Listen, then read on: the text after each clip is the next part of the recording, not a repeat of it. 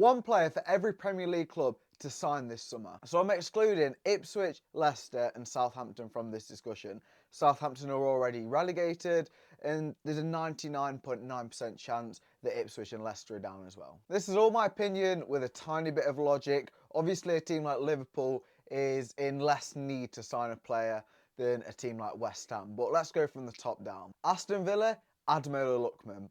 Bit of a left field one, but Rashford has been really good in the second half of the season for Aston Villa on loan from Manchester United. Likelihood is Manchester United and Ruben Amorim are going to take him back and start playing him. So Aston Villa need another player who's really good on the ball, really pacey, effective dribbler. I feel like Lookman fits all of that criteria. He's been at Atalanta for a few years now. He's got Premier League experience. I feel like it's a good fit. Arsenal, I've gone with Dean Hodgson from Bournemouth. He's been really good this season, the signing from Juventus. He's had a breakout season in the Premier League. He's very good on the ball. He's very physical. He's only 20 years old. It fits into the mould that Arsenal have got of signing young talent. The likes of David Raya, Timber have all come in and flourished. And I feel like Hudson could have a similar trajectory. For Bournemouth, let's get them signing Morten Frendrup. He's a very good centred defensive midfielder, very good at winning the ball, very good at springing a counter-attack. He can score a goal. He's only 24 years old. At Genoa, he's had a really good season in Serie A, and I feel like it's time for him to make the step up. He's been rumoured with quite a few big clubs, but signing for any Premier League team that's established is a big move. Frendrup to Bournemouth. For Brentford, I've gone with Victor Christiansen from Leicester, who are inevitably getting relegated. He's a Danish left-back. He's only 22 years old. He's got 1.5 years of Premier League experience under his belt, alongside a season in Serie A last year. He's not an awful player. He just needs a bit of confidence and a good system around him. He can play left back or left wing back, which suits Brentford very well. The fact that Rico Henry is always injured and Keane Lewis Potter, a winger, has to play at left back, suggests to me that Brentford could do with a left back. So let's get them signing relegated Christiansen. Brighton have quite a stacked squad, but I'm going with Van Ewijk to sign from Coventry for them this summer. Mainly because in their last player at the time of recording, Vifer played at right back. They've had Hinshelwood playing there, Veltman, but he's getting on a bit now. So I feel like right back is a position that's glaring out. Obviously, the manager Hertzler likes a bit more of a possession player, judging by who he normally plays there. But I feel like Van Ewijk from Coventry has a different dimension to his game which really could contribute to Brighton's system. For Chelsea, I've gone for Antonio Silva. Let's be honest, they're probably going to sign between 5 and 10 players this summer. It seems to be the norm since they have the new ownership group. But their centre-back partnership with Levi Colwill and a spare man isn't to be decided yet, because they've got Chalobah, Tosin Adebayo, they had Disasi playing there at times, he's out on loan. Fofana, who is the first choice but always injured. They need a first choice right centre-back to go alongside Colwill, and I feel like Antonio Silva fits all the criteria. He's young, he can make the step up just like Ruben Diaz did from the Portuguese league. He does have a bit of a mistake in him, but that can be ironed out with some good coaching. Let's get Chelsea a proper centre-back, which they must need. For Crystal Palace, I've got them signing Dara O'Shea. There seems to be a theme throughout this video of defenders. Maybe that's my stance on it, but I feel like Dara O'Shea really fits their system very well at right centre-back. They haven't really got a good player, just like Chelsea, who fits the criteria for them, because they've had Nathaniel Klein playing there at times, especially when the manager Glasner came in last season. Chris Richards has played there a bit, but he's never really been first choice since he's been at Crystal Palace. So I feel like Dara O'Shea's had 2 seasons in the Premier League where he's been relegated at Burnley and at Ipswich. He can play at centre-back or right-back. So playing a back 3 at right centre-back seems really good for him. He's always been a standout player for those relegated sides. Time for him to make the step up. I feel like Everton would be a really good location for Liam Delap, as much as he's rumoured with some bigger teams like Manchester United. I feel like getting relegated with Ipswich with around 10 goals means that maybe going to a bit more of a lower mid-table side might be a good move for him, instead of going straight to a top table side, Manchester United. So not that, but that's what they want to be. Everton are probably going to have one senior striker next season. Broja is going to go back to Chelsea alongside Dominic Calvert-Lewin's contract being up. They've got Beto. Is he the most reliable Premier League striker? Probably not. So getting a man like Liam Delap from a relegated side, I think his relegation clause around 30 million. Could be some very smart business from David Moyes. For Fulham, I've gone for Borja Signs from Norwich. I feel like they've got a very well-rounded squad.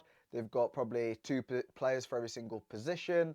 I feel like the midfield's stacked with the likes of Bergo and Lukic and Pereira. Strikers have got Munoz and they've got Jimenez. So where do we improve? I've gone for ball signs because on the wing, Willian will probably go. They've got Adama Traore, they've got Iwobi, and they've got Sessegnon. I feel like getting Borja Sainz is a bit of a different player to that lot. I feel like he's got a bit more individuality in the way that he'll just run at a man.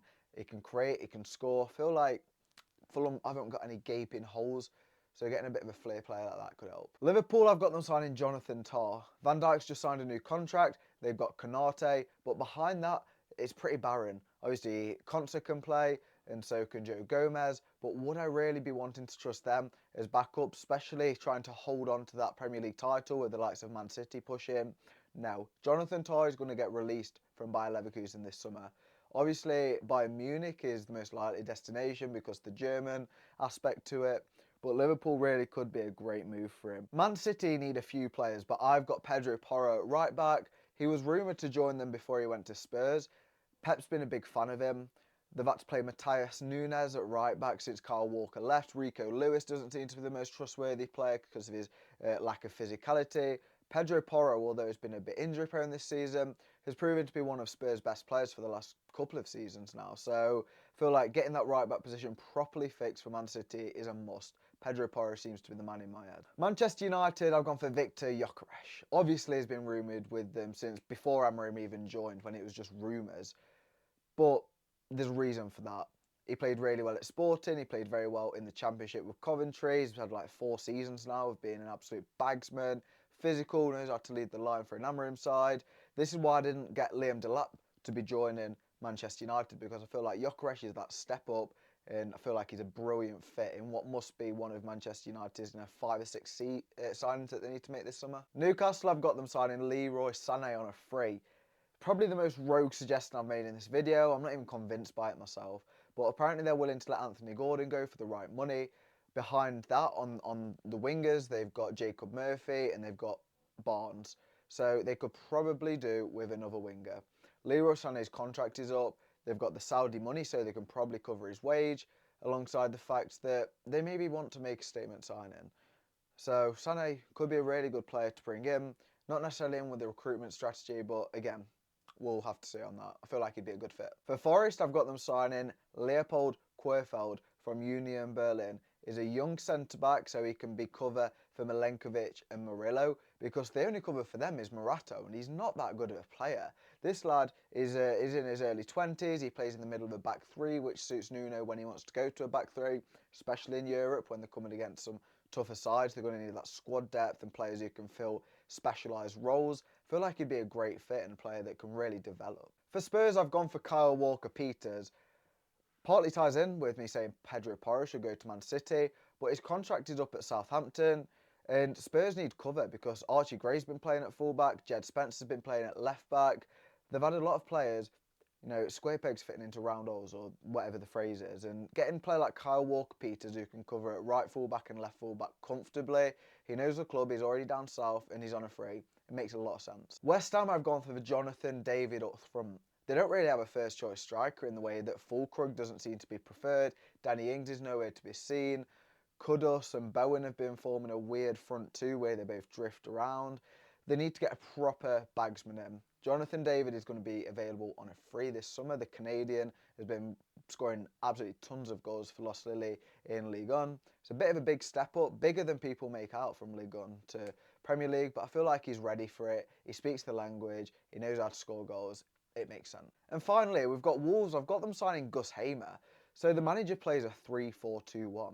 Behind the striker is Cunha, Bellegarde or Monetsi.